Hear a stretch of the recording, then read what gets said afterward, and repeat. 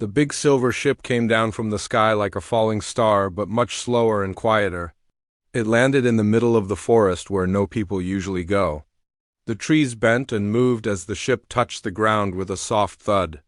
Steam came out from the bottom as the engines turned off. Jake Peterson was standing behind a big tree about 50 feet away. He had been waiting for 2 hours because his boss told him the aliens would come today. Jake worked as a park ranger and knew these woods better than anyone. His job today was simple: watch the alien students and make sure they did not die. The ship opened with a hiss sound. A ramp came down and strange beings walked out. Jake counted 12 students and 1 teacher. The teacher looked like a tall stick bug but with purple skin and 4 arms. His name was Professor Zixtal and he came from a planet far away. The students were all different. One looked like she was made of clear glass or crystal. Her skin caught the sunlight and made little rainbows on the ground. This was Velenar and she came from a desert planet where it never rained. Another student looked like a fish that could walk on 2 legs. His skin was blue-green and wet-looking. This was Thokmar from a water world. The third student that Jake could see clearly was small and had big round eyes. Her skin was silver and she moved very carefully. This was Quincy from a planet with thick air. Professor Zixtal spoke in a voice that sounded like wind blowing through metal pipes. He told his students that they had to build shelters and live here for 3 days. They could only use basic tools and their natural abilities. No fancy machines or computers. This was their test to see if they really understood how to survive. The students looked excited but also nervous. They had studied Earth weather in their classrooms on their home planets. They knew facts and numbers about rain and wind and temperature, but they had never felt real Earth weather on their skin. Jake had read their files. These students were the best and smartest from their worlds. Velenara could grow crystal structures with her mind. Thokmar could breathe underwater and create bubble shields. Quincy could hear sounds that no other being could hear and use those sounds to build things. They were all very proud of what they could do. The teacher gave each student a small bag with basic tools. There were simple knives, ropes, and digging tools, nothing fancy or high-tech. Then Professor Zixtal walked back to his ship. He would watch from above but would not help unless someone was about to die. Jake stayed hidden behind his tree. His job was to watch and only help if things went very bad. The students did not know he was there.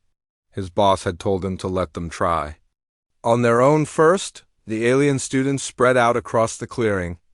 Each one picked a spot to build their shelter.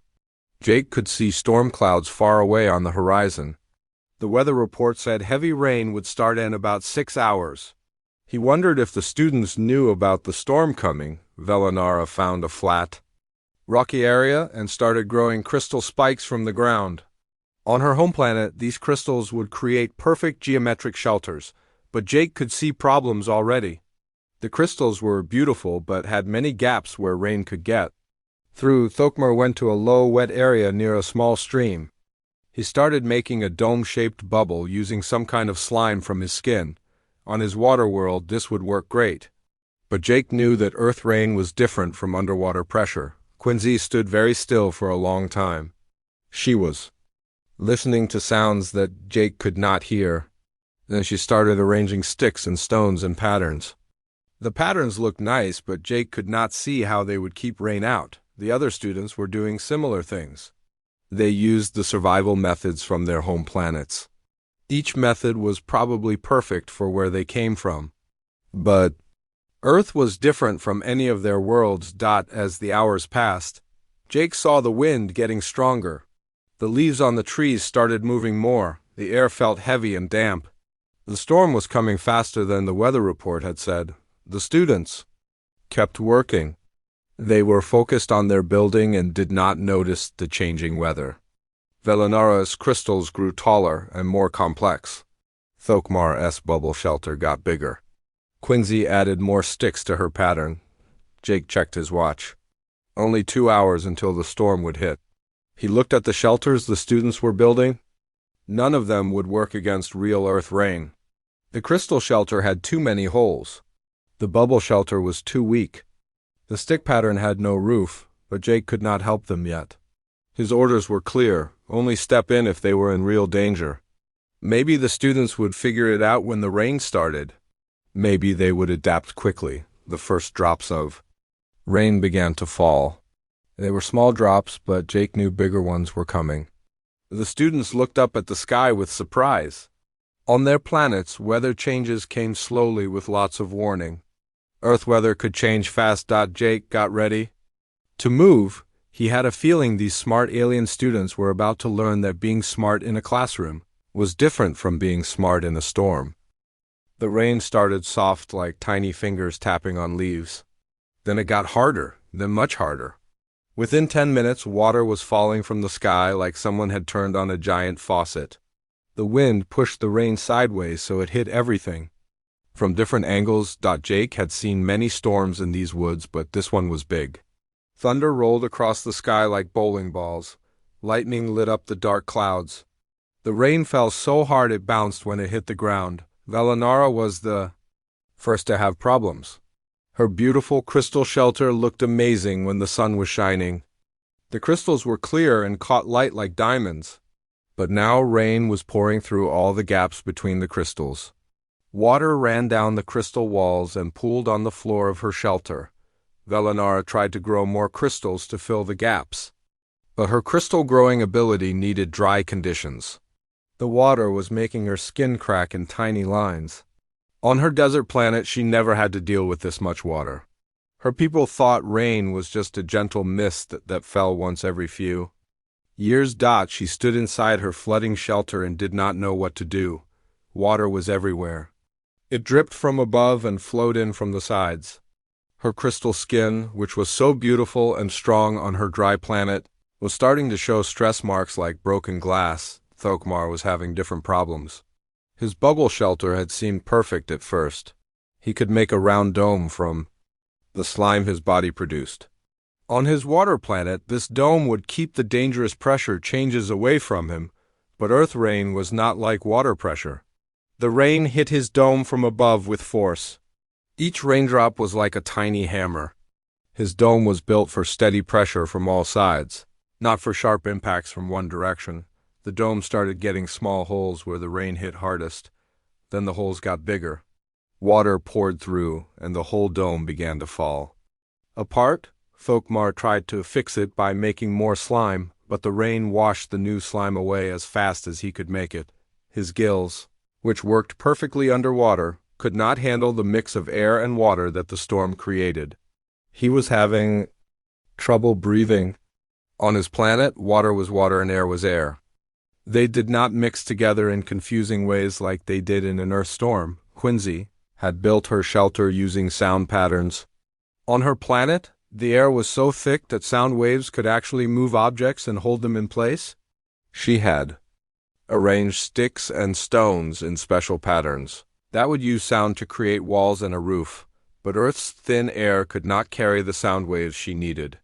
The thunder from the storm was too loud and chaotic. It messed up her careful sound patterns. Her stick and stone arrangement just sat there getting wet.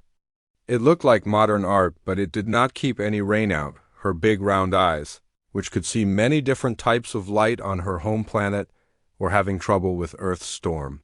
The lightning was too bright. The darkness between lightning flashes was too dark. She kept blinking and trying to adjust, but everything looked wrong. The other students were having the same kinds of problems. Each of them was very good at survival on their own planet. But Earth was different in ways their textbooks had never explained. One student who looked like a walking tree tried to root himself to the ground like he did at home. But Earth's soil was different from his planet's soil. His roots could not get a good grip. The wind pushed him around like a real tree in a storm. Another student who had fur like a bear tried to use his thick coat to stay warm and dry. But his fur was designed for his planet's gentle snow, not for Earth's driving rain. The water soaked through his fur and made him cold and heavy. A student with wings tried to fly above the storm. But Earth's storm winds were much stronger than the breezes on her planet. The wind grabbed her wings and threw her around. She had to land quickly before she got hurt. Professor Zixtel was watching from his ship high above the clouds. He could see what was happening through his ship's sensors. His students were failing. Not because they were stupid or lazy, but because their perfect solutions were perfect for the wrong planet. The rain kept getting harder. Water was running everywhere. The students huddled together in the broken remains of their shelters. They were cold, wet, scared, and confused. All their advanced education had not prepared them for something as simple as getting rained on. Jake Peterson watched from his hiding spot behind the big tree. The students were not in danger of dying yet, but they were miserable. Their failures were not because they lacked intelligence or skill. They simply had no experience with Earth's chaotic weather. He could see that none of them understood the real problem. They were trying to fight the rain instead of working with it. They thought they could stop the storm with their technologies and abilities, but you cannot stop an Earth storm. You can only find ways to live through it. The wind howled louder. The rain fell harder. Lightning crashed closer to the ground. Jake knew this storm was just getting started. It would probably rain all night and into the next day. He looked at the alien students. They were smart and brave, but they needed help. Their textbook knowledge was useless against real Earth weather. Soon, Jake would have to make a choice about whether to help them or let them figure it out on their own. Jake made his decision when he saw Velanara fall to her knees in the mud. Her crystal skin was cracking worse and water was getting into the cracks. Thokmar was making choking sounds as he tried to breathe the mixed air and water. Quenzi was covering her big eyes and crying in a high-pitched sound that hurt to hear. He grabbed his pack and walked out of the trees into the storm. The alien students looked up with surprise when they saw him. They had not known any human was watching them. Jake did not waste time with long explanations. He looked around the area where the students had built their failing shelters. His human eyes saw things that the aliens had missed. The ground sloped down toward the center where they were standing. All the rainwater from the higher ground was flowing down and pooling around them. "You picked the worst spot," Jake said loudly over the sound of the storm. "This is like setting up camp in a bathtub." He pulled a small folding shovel from his pack. The aliens watched as he started digging in the mud. But he was not digging randomly. He was making a line in the ground that followed the natural slope of the land. "Water always goes downhill," Jake explained as he worked. "If you do not give it a path, it makes its own path right through your campsite." Velanara wiped water from her cracked crystal face. "How do you know where to dig?" she asked. Jake stopped digging for a moment and pointed at the ground. "See how the leaves and sticks are lying? See which way the water runs when it hits the ground? The land tells you where the water wants to go. You just have to listen." He continued digging. The trench he was making was not very deep, but it was in exactly the right place. As soon as he finished one section, water started flowing into it and away from the campsite. The students watched with amazement as the water level around their feet began to drop. Thokmar, who was having trouble breathing, watched the water flow. On his water planet, currents moved in predictable patterns. But he had never thought about how water moved on land. "Your species understands fluid dynamics without computers," he said with respect. "We call it not wanting to drown," Jake replied with a small smile. But the trench only solved part of the problem. Rain was still falling from above. Jake looked up at the trees around them. He could see which way the wind was blowing by watching the branches bend. He could tell where the rain was hitting hardest by looking at which areas were getting more water. "Now we need a roof," Jake said, "but not just any roof. It has to work with the storm, not against it." He found some fallen branches that were the right size and strength. The students watched as he began building a frame between two strong trees. But the way he built it was different from anything they had seen. Most of the alien shelters had tried to be perfect domes or cubes or other geometric shapes. Jake's shelter was not perfect at all. It was built to match the direction of the wind and the angle of the rain. "The wind wants to blow from that direction," Jake said, pointing northwest. "So we build the roof to use the wind to hold itself up instead of fighting against it." He angled the roof so that the wind would push it down onto its supports rather than trying to lift it up. The rain would hit the roof and run off to the sides and back, but not into the shelter. Quincy, whose sound-based construction had completely failed, watched Jake work with fascination. "You are not fighting the environmental forces," she observed. "You are partnering with them." "Exactly," Jake said as he tied branches together with rope from his pack. "The storm is bigger and stronger than we are. Fighting it is stupid. Working with it is smart." As he built, Jake showed each student how to protect themselves from the specific problems they were having. For Velanara, he gathered large leaves and showed her how to make a barrier that would keep water away from her crystal. "Skin, your crystals are beautiful and strong," he told her. But they need protection from moisture. Think of this like sunshade for your crystal garden back home." For Thokmar, Jake showed how to create small air pockets using curved pieces of bark. These would give the fish-like alien clean air to breathe even in the chaotic storm. "Your gills work perfectly," Jake explained. "You just need clean separation between air and water. These air pockets will do that." For Quincy, Jake helped her understand why her sound construction had failed. "Earth air is thin compared to your planet," he said, "but you can still use sound, just differently." He showed her how to listen to the storm itself.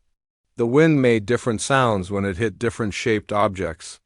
By listening carefully, she could tell which shelter designs would work and which would fail. The other students gathered around to watch and learn. Jake's methods were simple, but they worked. He was not using advanced technology or special powers. He was just paying attention to what the environment was doing and working with it instead of against it. As the shelter took shape, the students began to understand something important. All their advanced education had taught them to control their environment. But humans had learned to live with their environment. On Earth, the environment was stronger than any individual human, so humans had learned to be flexible and adaptive. "Your planet has weather that changes quickly," Velanara said as she watched Jake adjust the roof angle to account for a shift in wind direction. "Every day," Jake agreed, "sometimes every hour. So we learned to build things that can handle change." The shelter was almost finished. It was not beautiful like Velanara's crystals had been. It was not scientifically perfect like Thokmar's dome. It was not based on advanced physics like Quincy's sound patterns, but it was working. Rain was rolling off the sloped roof. Wind was helping hold the structure together instead of tearing it apart. Water from the ground was flowing away through Jake's trenches. The alien students crowded into the shelter and felt something they had not experienced since the storm started. They were dry and warm and safe. Inside the shelter, the alien students sat close together and listened to the storm rage outside. For the first time since the rain started, they were not getting wetter. Water ran off the sloped roof that Jake had built. The trenches he had dug carried water away from their feet. The wind that had been their enemy was now helping hold their shelter together. Jake was not finished working. He moved around the shelter checking for problems. He found places where rain might leak in and fixed them with more leaves and branches. He made sure the trenches were clear of debris so water could flow freely. "This is fascinating," Quincy said as she watched Jake work. "Your construction methods account for variables that our educational programs never included. Dynamic pressure changes, angular water impact, wind vector shifts. Our simulations never modeled such complexity." Jake looked at her with confusion. "I do not know what all those big words mean," he said. "I just know that water comes down and wind blows around. You have to build for what really happens, not what you think should happen." He showed them how every part of the shelter worked together. The sloped roof was not just to shed water. The angle also made the shelter stronger against wind. The trenches were not just to move water away. They also made a barrier that would stop groundwater from seeping back toward them. "Everything has more than one job," Jake explained. "The roof keeps rain out but also breaks the wind. The trenches move water but also give us a place to put extra supplies. When you are building for survival, everything has to do as much work as possible." Velanara touched her crystal skin where the cracks were starting to heal now that she was dry. On my world we build for perfection, she said. Each structure has one purpose and does that purpose perfectly. But your method creates redundancy and adaptation. What happens when perfect fails? Jake asked. If your crystal shelter has one weakness, the whole thing breaks. If my shelter has one problem, the other parts keep working while I fix it. As the night went on, Jake helped each student understand how to modify their personal survival methods for Earth conditions. He did not tell them to forget everything they knew. Instead, he showed them how to adapt their natural abilities to work. With Earth's environment, Thokmar learned to create smaller, stronger bubble shields instead of one big dome. Jake showed him how to angle the bubbles so rain would bounce off instead of hitting straight on. Your ability is amazing, Jake told him. You just need to use it differently here. Velanara learned to grow crystals in layers with gaps between them. The gaps would let some water through but would break the force of the rain. Jake showed her how to make crystal gutters that would direct water where she wanted it to go. Use your crystals to guide the water instead of trying to stop it completely, he suggested. Quincy learned to listen to the different sounds that water made when it hit various surfaces. Jake taught her how Earth humans had always used sound to understand weather. Listen to how the rain sounds on leaves versus on stones, he said. Each sound tells you something about what the water is doing. The other students also learned to modify their abilities. The tree-like student learned to use his roots not to anchor himself against the storm, but to sense where water was flowing underground. The furry student learned to shed water from his coat instead of trying to absorb it. The wing student learned to read wind patterns instead of fighting against them. As Jake worked with each student, he kept talking about the basic principles that guided human survival. Pay attention to what is really happening, not what you think should happen. Use what you have instead of wishing for what you do not have. Work with natural forces instead of fighting them. Always have a backup plan. These principles seem obvious, said a student who looked like a giant insect. Yet our advanced civilizations never developed them. Jake thought about this. Maybe because your planets are more stable than Earth, he said. Earth changes all the time. Weather changes, seasons change, the ground shifts, rivers change course. If humans were not good at adapting to change, we would have died out long ago. The storm continued to rage outside, but the students were warm and dry in their shelter.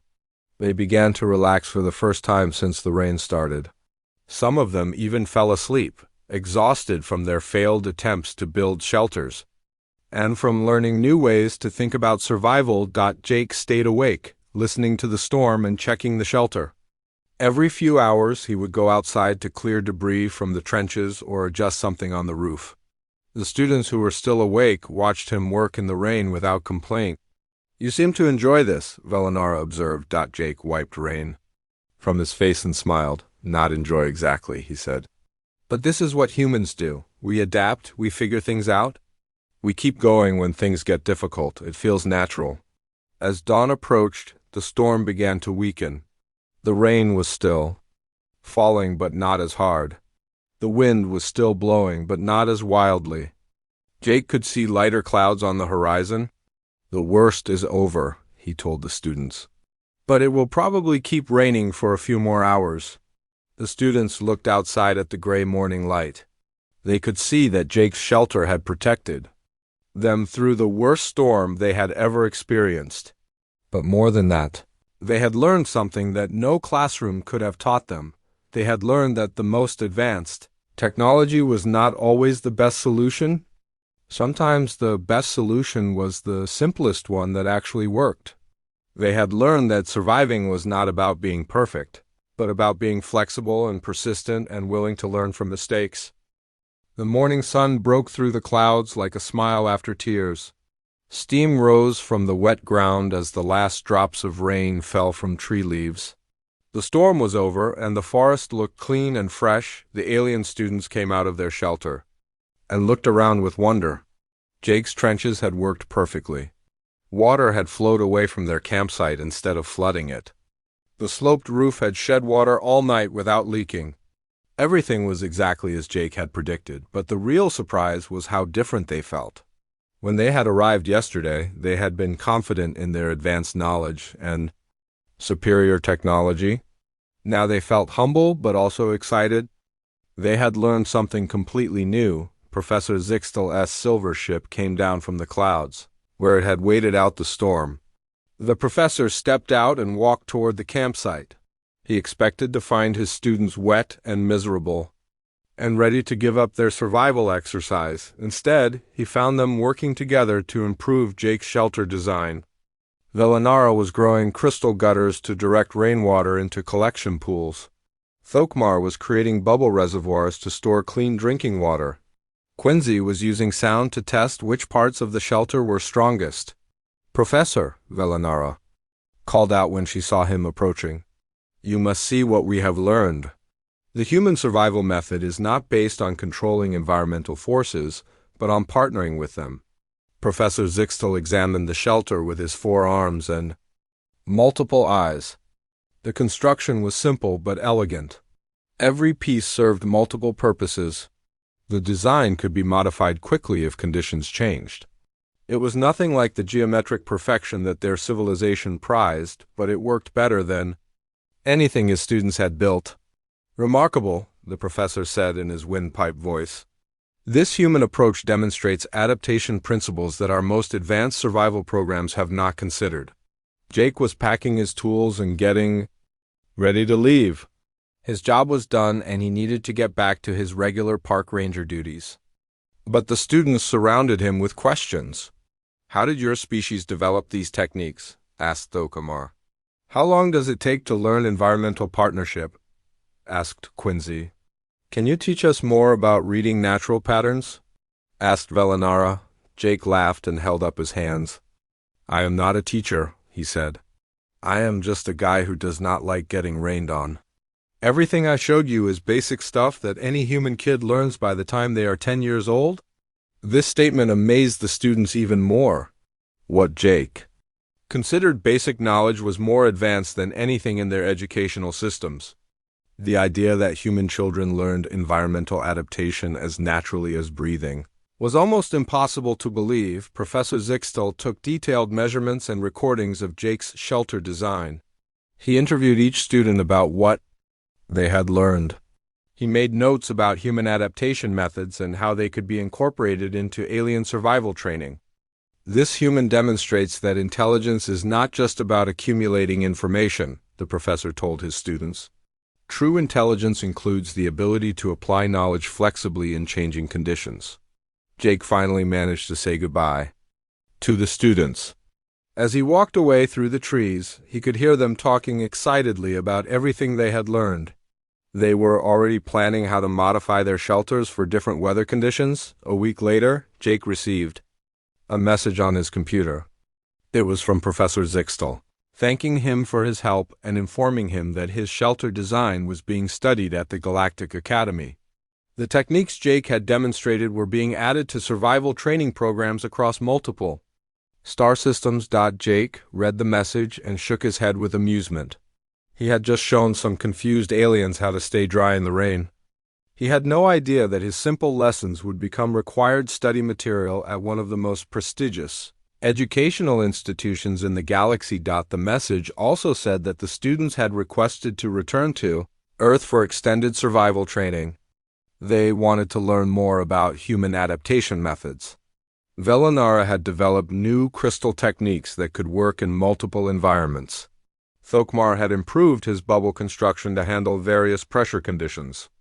Quincy had learned to use sound in ways that worked across different atmospheric densities, but the biggest change was in how they thought about problems. Instead of looking for perfect solutions, they now looked for flexible solutions. Instead of trying to control their environment, they learned to work with it. Instead of relying only on their natural abilities, they learned to combine those abilities with practical knowledge. Jake put the message aside and went back to his regular work. He had trails to maintain and campsites to inspect. To him, helping those alien students had just been part of his job as a park ranger. Keep people safe in the wilderness, Whether they were from Earth or from somewhere else in the galaxy. He never knew that his name would be remembered in alien textbooks for generations. He never knew that the simple human ability to adapt and survive would be considered one of the most important discoveries in galactic education history. Sometimes, the most important lessons are the ones we teach without trying to teach anything at all. Jake had just done what humans always do when faced with a problem. He figured out a way to solve it with whatever tools were available. To him, this was nothing special, but to beings from worlds where survival was easy and predictable, Jake's flexible thinking and practical skills were revolutionary. They had learned that the most sophisticated approach was sometimes also the simplest one. The alien students went home to their planets with more than academic knowledge. They carried with them a new way of thinking that would help them face any challenge. They had learned the most human lesson of all, that surviving and thriving is not about being perfect, but about being adaptable, persistent, and willing to keep learning no matter what.